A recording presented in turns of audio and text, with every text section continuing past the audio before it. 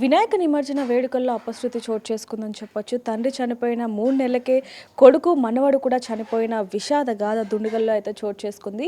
నిమజ్జనానికి వెళ్ళిన ఆటోలోనే కొడుకు, ఆ తండ్రి ఇద్దరు కూడా ఆ చెరువులో పడిపోయిన ఘటన అయితే ఇక్కడ చోటు చేసుకుందని చెప్పొచ్చు. దాదాపుగా 24 గంటల వరకు కూడా ఎవ్వరు గుర్తించలేని పరిస్థితుల్లో ఆ మృతదేహాలు ఉన్నాయని చెప్పొచ్చు. దానికి సంబంధించి ఇప్పుడు మనతో పాటు మాట్లాడడానికి శ్రీనివాస్ కుటుంబ సభ్యులైతే ఉన్నారు. తల్లి, భార్య, చెల్లి కూడా ఉన్నారు. అసలు ఏం జరిగింది ఏంటనే విషయాలు మాత్రం ఒక్కసారి భార్యతో మాట్లాడే ప్రయత్నం అయితే చేద్దాం. అమ్మ నమస్తే. మీకు శ్రీనివాస్ గారికి ఎప్పుడు పెళ్ళైంది? 8 సంవత్సరాలు అవుతుంది. ఎంతమంది మా పిల్లలు? 3. ఎంత వయసు వాళ్ళది మీ పిల్లలకి? ఒక పెద్ద అయినది 7 సంవత్సరాలు, చిన్న అయినది 5, ఈమెది మా బిడ్డది 4. 4 సంవత్సరాలు. ఏం పని చేస్తూ ఉంటారమ్మా? నేనైతే ఇంట్లోనే ఉంటా, మా ఆయన ఆకుకూరలు అమ్ముతాడు. అంటే అసలు ఏం జరిగింది 2 రోజుల క్రితం? మా ఆయన మార్కెట్కి పోయినాక మా వేరేటోళ్ళు ఫోన్ చేసి సీను వినాయకుని తీయాలి, వస్తావా సీను అంటే రాను అని అన్నాడు. ఫస్ట్ రాను, నాకు టైం పడుతుంది, 9-10 అవుతుంది అని చెప్పిండు. చెప్పినాక వాళ్ళు బలవంతంగా చేసిరన్నమాట. బలవంతంగా తీసుకొని రమ్మని చెప్పారు. బలవంతంగా చేసి రాసీను అని చెప్పిర్రు. 500 ఇస్తారు సీను, సీను అంటే సరే అని మాలిష్లో అయిపోయింది కదా అని ఇంటికి వచ్చిండు. ఇంటికి వచ్చినాక అన్నం తిన్నాడు. అన్నం తిని బండి పెట్టమంటే పెట్టిండు. ఏ రోజు అమ్మాయి జరిగింది? సండే. అన్నం తిని బండి పెట్టమంటే బండి పెట్టినాక వాళ్ళు వినాయకుని పెట్టిర్రు, తీసుకుపోయారు. 9 గంటలకు తీసుకుపోయారు. ఆడ ట్రేలో పెట్టిరంట వినాయకుని. కొంచెం పక్క అదే తీసుకోమన్నారంట. తీసుకోమన్నందుకు ఆయన తీసుకుండా పడ్డా లేదా ఎవరైనా దోషిరా అయితే ఎవరికి తెలియదు మేడం. మీకు ఎప్పుడు తెలిసింది? అంటే ఇంటికి అంటే వాళ్ళు ఆదివారం రోజు రాత్రి ఏ టైం నుంచి ఆయన కనిపించలేదు ఏంటమ్మా? అసలు మీకు ఎప్పుడు అనుమానం వచ్చింది?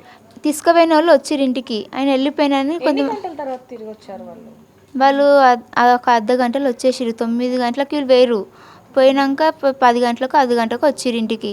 వచ్చినాక వాళ్ళ మనమడు అక్క సీనన్న వచ్చిండా అని చెప్పిండు.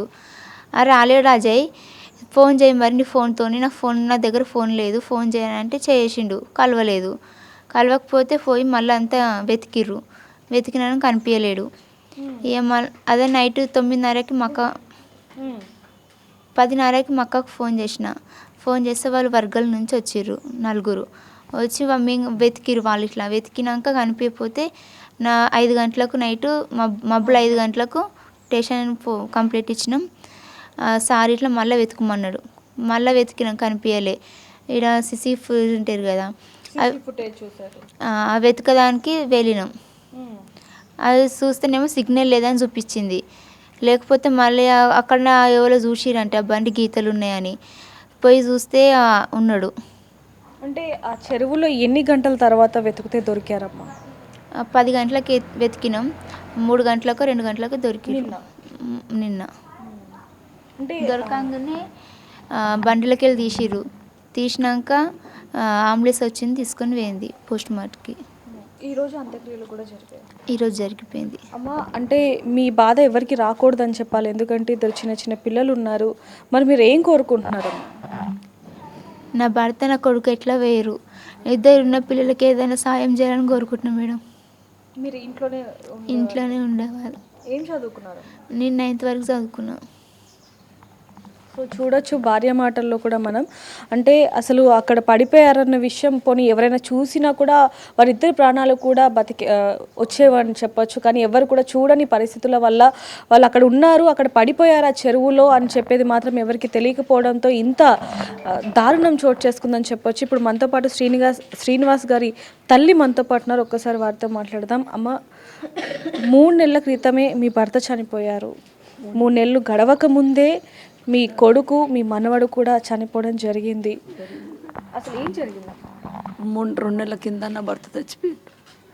గణేషన్ దగ్గరికి నా కొడుకు కూరగాయలు అమ్ముకొని వచ్చిండు. వచ్చి గణేషన్ తీసుకుపోదానికి రమ్మన్నారంట. సరే అని నా మనమడు వీళ్ళు వాళ్ళ ఇంటి పక్క వాళ్ళందరూ తీసుకెళ్ళి అక్కడ గణేషన్ లోపలేసేసి వాళ్ళు వచ్చేసారు. నా కొడుకు నా మనమడు అక్కడే ఉండిపోయినాడో తెలీదు. కనపడలేదు. తర్వాత మళ్ళీ ఇంటికి వచ్చి అడిగిండు, భర్తను అడిగిండు. వాళ్ళు ఇంటి పక్క వాళ్ళు అడిగారు, వచ్చిండా మీ ఆయన వచ్చిండా అని అడిగిండు. అంటే మా ఆయన రాలేదని నా కోడలు అన్నదంట. నా కోడలు చెప్తే ఇక అప్పుడు వెళ్ళి ఎతికారంట. మా పరిస్థితి చాలా ఘోరమైపోయింది. మా కుటుంబం నా భర్త చచ్చిపోయింది, నా కొడుకు, నా మనవడు, నా కోడలు చిన్నది, నా మనవడు, నా కుటుంబం చాలా ఘోరంగా అయిపోయింది. మీరు ఏదన్నా హెల్ప్ చేయాలి. అమ్మ మీరేమవుతారమ్మా శ్రీనివాస్ గారు? శ్రీనికి వదిననైతే అంటే ఇది మీకు ఎప్పుడు తెలిసింది? ఎందుకంటే 3 నెలల క్రితమే వాళ్ళ మామయ్య చనిపోయారు. అంటే వాళ్ళ మామ చనిపోయిన విషయం మాకు తెలియదు. అంటే వాళ్ళు ఇక్కడ ఉండరు, వాళ్ళు వేరే దగ్గర ఉంటారు. ఇక్కడ హస్బెండ్ వైఫ్ పిల్లలే ఉంటారు ఇక్కడ మొత్తము. మా చెల్లె మా మరిది పిల్లలే ఉంటారు ఇక్కడ. అయితే సండే రోజు ఆయన అంటే మొన్నటిదాకా అయినా మార్కెట్కి వెళ్ళలేడు. వాళ్ళ ఫ్యామిలీ మొత్తం ఇట్లా ఫీవర్తోని బాదురుపల్లిలో అడ్మిట్ అయి ఉన్నారు. వాళ్ళ ఇంటికి వచ్చి వారం రోజులు అవుతుంది అటు ఇటు. ఆ ఫ్యామిలీకి మొత్తం గ్లూకోజ్ ఇంజెక్షన్స్ అయినాయి. మా చెల్లెకి కూడా రక్త కణాలు తక్కువైనాయి, తెల్ల రక్త కణాలు. హాస్పిటల్ అడ్మిట్ అయ్యి అక్కడి నుంచే వచ్చినారు. వారం రోజులు అవుతుంది. అప్పటి నుంచి అయినా పనికి వెళ్ళలేడు మేడం, పనికి వెళ్ళలేడు. సండే రోజే పనికి వెళ్ళిండు, సండే రోజే మార్కెట్కి వెళ్ళిండు. చనిపోయే రోజే మార్కెట్కి వెళ్ళిండు. ఆయన అన్నారంలో మార్కెట్ చేసుకొని వచ్చిండు.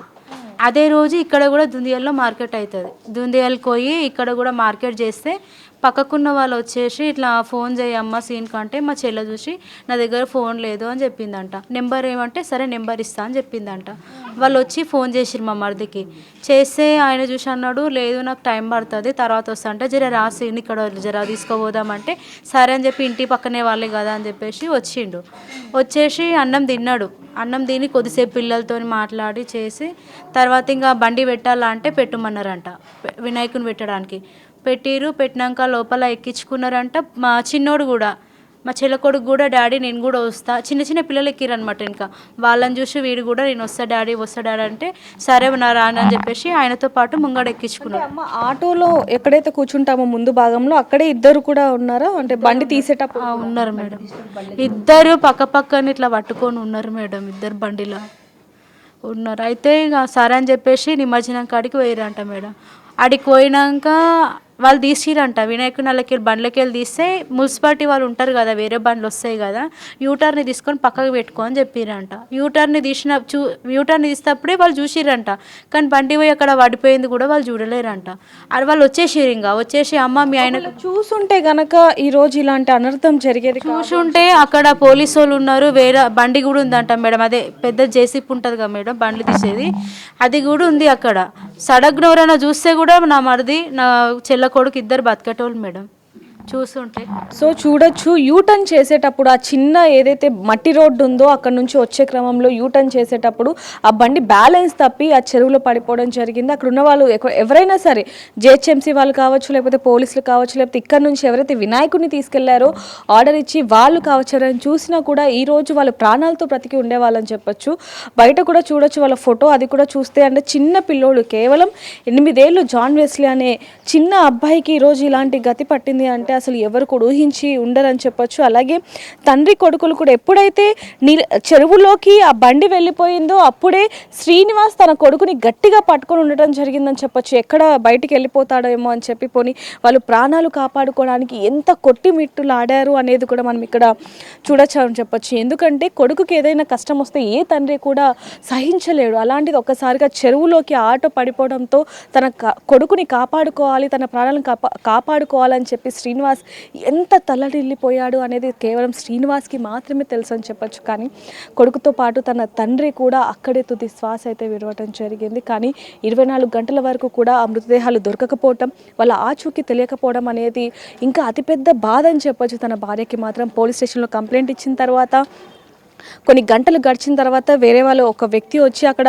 బండి టైర్ మార్క్స్ చూశాను అని చెప్పటంతో అప్పుడు గజ ఈతగాలను తీసుకొని వెళ్ళి ఆ చెరువులో వెతకడం ద్వారా ఆ ఆటో, అలాగే ఆటోలో ఇద్దరు కూడా డ్రైవర్ సీట్లో ఏదైతే ఉంటుందో అక్కడ తండ్రి కొడుకుల మృతదేహాలు దొరకడం అనేది ఇంకా అతి దారుణమైన ఘటన అని చెప్పొచ్చు. మరి ఇప్పుడు శ్రీనివాస్కి ముగ్గురు పిల్లలు, ఆ ముగ్గురు పిల్లలు పెద్ద కొడుకు 8 సంవత్సరాల జాన్ వెస్లీ అయితే ఇప్పుడు చనిపోవడం జరిగింది.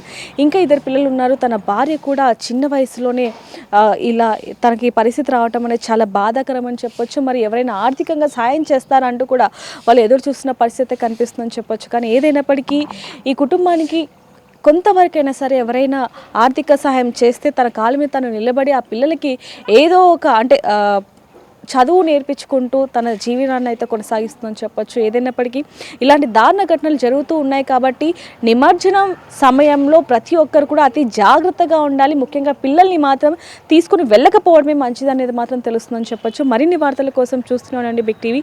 కెమెరామ్యాన్ పవన్తో reporter Devika, Dundigal. For more videos like this, subscribe Big TV channel.